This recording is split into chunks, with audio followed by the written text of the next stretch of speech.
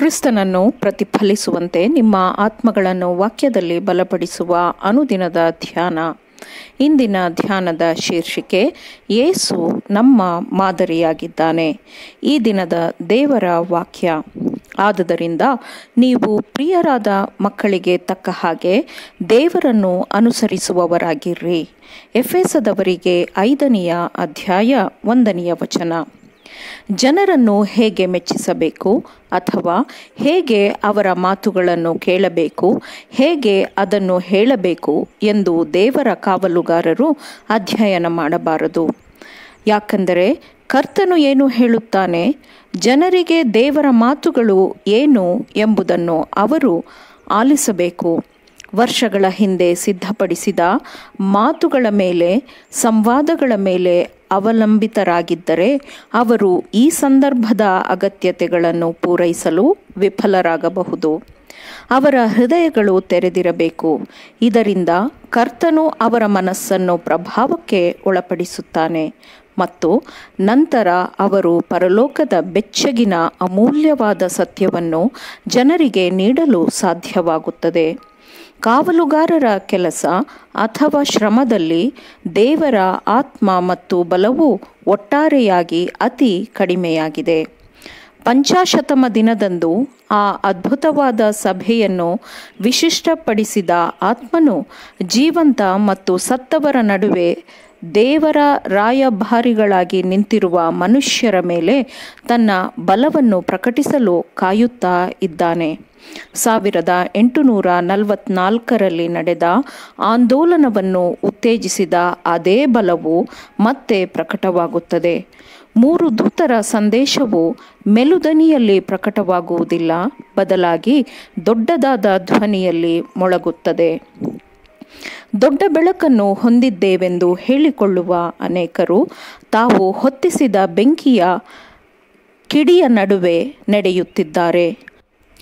ಅವರು ಪ್ರಭಾವಕ್ಕೊಳಪಟ್ಟ ಮನುಷ್ಯರಾಗಿ ಸತ್ಯವನ್ನು ಮಾತ್ರ ಅವರ ತುಟಿಗಳಿಂದ ಹೊರಸುರಿಸುವಂತೆ ಅವರ ತುಟಿಗಳು ಬಲಿಪೀಠದ ಮೇಲಿರುವ ಜೀವಂತ ಕೆಂಡದಿಂದ ಸ್ಪರ್ಶಿಸಲ್ಪಡಬೇಕಾಗಿದೆ. ಈ ಲೋಕದ ದೊಡ್ಡ ವ್ಯಕ್ತಿಗಳು ಹಾಜರಾಗುವಂತಹ ದೊಡ್ಡ ವೈಭವದೊಂದಿಗೆ ರಾಜನ ಭವ್ಯತೆಯಲ್ಲಿ ಕ್ರಿಸ್ತನು ಬಂದಿದ್ದರೆ ಅನೇಕರು ಅವನನ್ನು ಸ್ವೀಕರಿಸುತ್ತಿದ್ದರು. ಆದರೆ ನಜರೇತಿನ ಯೇಸು ಕ್ರಿಸ್ತನು ಬಾಹ್ಯ ವೈಭವದ ಪ್ರದರ್ಶನದಿಂದ ಜನರ ಇಂದ್ರಿಯಗಳನ್ನು, ಆಲೋಚನೆಗಳನ್ನು ಉತ್ತೇಜಿಸಲಿಲ್ಲ. ಆ ಬಾಹ್ಯ ವೈಭವವನ್ನು ಜನರ ಭಕ್ತಿಯ ಅಡಿಪಾಯವನ್ನಾಗಿ ಆತನು ಮಾಡಲಿಲ್ಲ. ಆತನು ಮಾನವಕುಲದ ಶಿಕ್ಷಕ, ಮಾನವಕುಲದ ಮಾದರಿ ಹಾಗೂ ಉದ್ಧಾರಕನಾಗಲು ದೀನನಾಗಿ ಈ ಲೋಕಕ್ಕೆ ಬಂದನು. ಆತನು ಆಡಂಬರದ ವೈಭವವನ್ನೇ ಉತ್ತೇಜಿಸಿದ್ದರೆ, ಭೂಮಿಯ ಮೇಲಿನ ಗಣ್ಯ ವ್ಯಕ್ತಿಗಳ ಗುಂಪು ಅವನ ಹಿಂದೆ ಬಂದಿದ್ದರೆ, ಅವನು ಈ ಲೋಕಕ್ಕೆ ನಮ್ರತೆ, ದೀನತೆಯನ್ನು ಹೇಗೆ ಕಲಿಸಿಕೊಡುತ್ತಿದ್ದನು? ಅವನು ಹೇಗೆ ತನ್ನ ಪರ್ವತ ಪ್ರಸಂಗದಲ್ಲಿರುವಂತಹ ಕಟು ಸತ್ಯವನ್ನು ಪ್ರಕಟಿಸಬಹುದಿತ್ತು? ತನ್ನ ಎಲ್ಲ ಹಿಂಬಾಲಕರು ಅನುಸರಿಸಬೇಕು ಎಂದು ಕ್ರಿಸ್ತನು ಬಯಸಿದಂತೆಯೇ ಅವನ ಮಾದರಿಯೂ ಇತ್ತು. ಅವನು ಭೂಮಿಯ ಉನ್ನತ ಸ್ಥಾನದಲ್ಲಿ ಕೂತುಕೊಂಡು ರಾಜನಾಗಿ ಜೀವಿಸಿದ್ದರೆ ದೀನರಿಗೆ ಜೀವನದ ಭರವಸೆಯ ನಿರೀಕ್ಷೆಯೂ ಎಲ್ಲಿರುತ್ತಿತ್ತು? ಜನರು ತಮ್ಮನ್ನು ತಾವು ಅರಿತುಕೊಂಡಿದ್ದಕ್ಕಿಂತಲೂ ಉತ್ತಮವಾಗಿ ಲೋಕದ ಅಗತ್ಯತೆಗಳನ್ನು ಯೇಸು ಅರಿತವನಾಗಿದ್ದನು. ಆತನು ಪರಲೋಕದ ವೈಭವವನ್ನು ಧರಿಸಿಕೊಂಡವನಾಗಿ ದೇವದೂತನಂತೆ ಈ ಲೋಕಕ್ಕೆ ಬರಲಿಲ್ಲ, ಬದಲಾಗಿ ಮಾನವನಾಗಿ ಬಂದನು.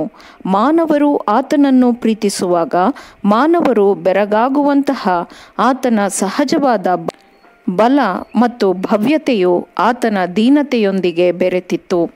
ಅಂತಹ ಪ್ರೀತಿಯ ಸೌಂದರ್ಯ ಮತ್ತು ಗ್ರಹಿಸಲಾರದ ನಮ್ರತೆಯನ್ನು ಅವನು ಹೊಂದಿದ್ದರೂ ಪರಲೋಕದಲ್ಲಿ ಹುಟ್ಟಿದ ರಾಜನ ಬಲ ಮತ್ತು ಘನತೆಯೊಂದಿಗೆ ಜನರ ನಡುವೆ ಸಂಚರಿಸಿದನು.